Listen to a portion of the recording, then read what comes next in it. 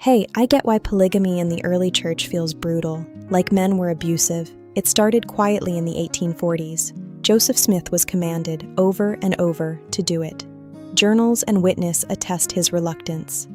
It started as sealings. Theses are not marriages, just linking families in the eternities. No cohabitation, no sexual relations. A spiritual sealing. Later, polygamy came. Wives often picked the second wife herself and had to give her consent. Once married and sealed, she could walk away any time and still be cared for. It was tough, like Abraham's sacrifice with his multiple wives, but her choice if she wanted to make that sacrifice. And honestly, we judge that, yet shrug at hookup culture and adultery. One was allowed at times in the scriptures, the other never was. One's public, biblical, and about caring for each other and making sacrifices. The other, selfish, often a secret and strictly prohibited by God. Why's that okay, but this wasn't? God can command his children at times to make sacrifices for his purposes, and then he removes the requirement and returns to the norm of monogamy. But their descendants have reaped the benefits of their sacrifice. Their descendants have higher education, higher sense of well-being, striving to be a good person, longer marriages, longer life, highest service to the community, and the highest opinion of other religions, just to name a few, on recent national polls and surveys. You weren't there. You didn't make that sacrifice.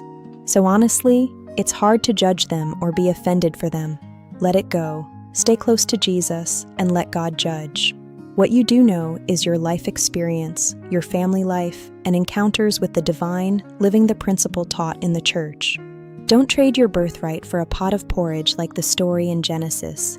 Weigh carefully what you have and what you will lose by listening to those who say the practices of the past and the sacrifices made by them seem wrong to our modern culture, and they then advocate abandoning everything you have. Instead, be humble, teachable, pray for answers as you strive to keep the covenants you made with God, and answers will come.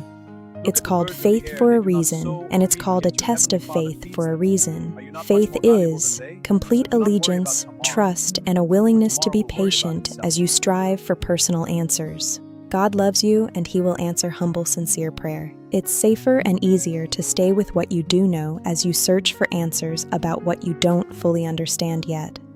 Don't just jump into the unknown when you have a support system in the church that can help you.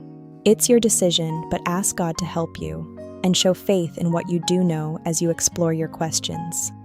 There will always be questions as long as we are mere humans, but God and his church and your family can be a support system as you search for answers. Learn more on www.comeuntoChrist.org.